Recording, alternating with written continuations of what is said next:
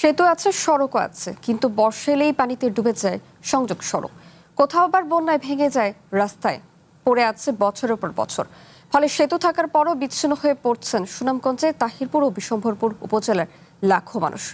বাধ্য হয়ে কোথাও নৌকা, আবার কোথাও ঝুঁকিপূর্ণ পাটাতন পার হয়ে চলছে যাতায়াত। AKS অর্জন করলো গিনেস ওয়ার্ল্ড রেকর্ডস। AKS হাওরের পর্যটন নির্ভর উপজেলা তাহিরপুর। টাঙ্গুয়ার হাওর, নীলাদ্রি লেক, টেকেরঘাট সহ নানা দর্শনীয় স্থান দেখতে প্রতিদিনই এখানে আসেন দেশের বিভিন্ন প্রান্তের হাজার হাজার পর্যটক। জেলা সদর থেকে তাহিরপুরের যোগাযোগ সহজ করতে প্রায় এক দশক আগে হাওরের পাশ দিয়ে নির্মাণ করা হয় প্রায় 23 কিলোমিটার সড়ক। সড়ক জুড়ে রয়েছে বেশ কয়েকটি সেতু, কিন্তু বর্ষা এলেই বদলে যায় চিত্র। বিশম্ভরপুর অংশের ফজনা সেতুর সংযোগ সড়ক বন্যা ও প্রবল স্রোতে ক্ষতিগ্রস্ত হয়ে পড়েছে। দুই পাশে বসানো হয়েছে স্টিলের পাটাতন। স্থানীয়দের দাবি, পাটাতনের উপর দিয়ে সেতুতে উঠতে গিয়ে প্রতিনিয়তই দুর্ঘটনার আশঙ্কায় থাকতে হয়। স্টিলের ব্রিজটার কারণে আপনার উঠতে গেলেও আমাদের ঝামেলা, নামতে গেলেও আমাদের ঝামেলা। বৃষ্টি হইলে মানে নামা যে কষ্ট, উঠা যে কষ্ট।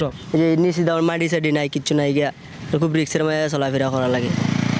একই সড়কের তাহিরপুর অংশে বারঙ্কা সেতুর সংযোগ সড়কের অবস্থাও আরও ভয়াবহ।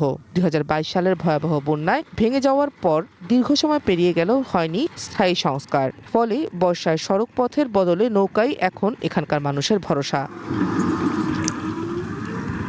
সবচেয়ে বেশি বিড়ম্বনায় পড়তে হয় ভাঙা সড়ক, ঝুঁকিপূর্ণ পাটাতন আর নৌপথে মুমূর্ষু রোগীদের হাসপাতালে নিতে গিয়ে। দ্রুত এর টেকসই ও স্থায়ী সমাধান চান স্থানীয়রা। আর একটা অসুস্থ রোগী বা একজন প্রেগনেন্ট মহিলা আইলে এদিকে তো যাওয়াই সম্ভব না, 2 ঘন্টা লাগে ফেরি পার হইতে। ওইদিকে আমাদের বালিজুড়ে নৌকা যাওয়া লাগে, নৌকাও আমরা ঠিক মতো পাই না।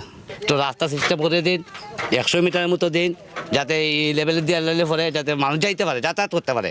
ঝুঁকিপূর্ণ যোগাযোগের কথা স্বীকার করে সড়ক বিভাগ জানায়, ফজনা সেতুর পাটাতনের স্থানে নতুন সেতু নির্মাণের জন্য নকশা করা হচ্ছে। এছাড়া বারঙ্কা সেতুর সংযোগ সড়কের স্থলে বিকল্প সেতু নির্মাণের পরিকল্পনার কথা জানান কর্তৃপক্ষ। দুই পাশে বেইলি সেট করে আপাতত ট্রাফিক চলাচল, যান চলাচল স্বাভাবিক রাখার চেষ্টা করা হয়েছে। আর একটু বড় ব্রিজ লাগবে, হ্যাঁ, এই জন্য আমরা